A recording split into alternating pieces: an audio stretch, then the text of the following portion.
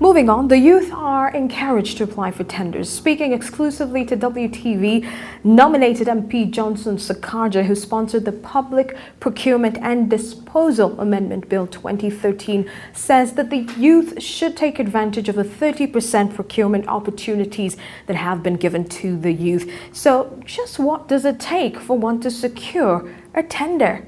Here's more. Unemployment in Kenya has always been a headache to the previous governments, and the situation is no different to the government of the day. It is against this backdrop that nominated MP Johnson Sakaja sponsored the Public Procurement and Disposal Amendment Bill 2013, which aims to remove impediments that would prevent enterprises run by the youth from securing public contracts.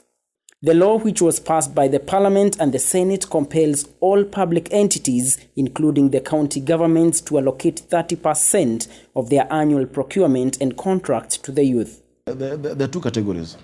30% is on everything, whether it is road construction, whether it is financial consultancy, whether it is bush clearing, whether it is supplying stationery or whatever kind of works. On everything, 30% must go to young people. But additionally, there are other prescriptions. There are certain categories of procurement that have been set aside only for the youth, and there's a long list of them.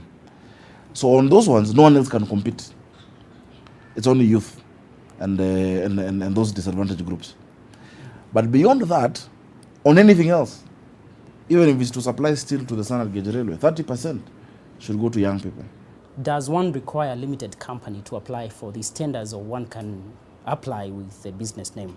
You can apply either by a business name or a limited company. I encourage young people to register limited companies. It is now much cheaper. It is now much faster. I think there's even a mobile solution that the Register of Companies brought out, through which you can register a company.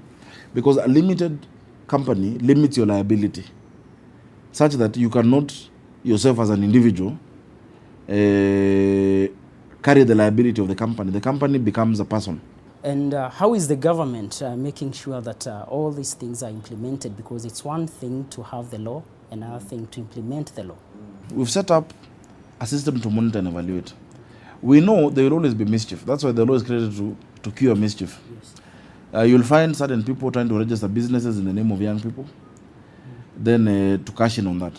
One of the things we provided in the law is that the account to which the procuring entity will pay must have the mandatory signatory, the person who must sign to withdraw money, being a young person.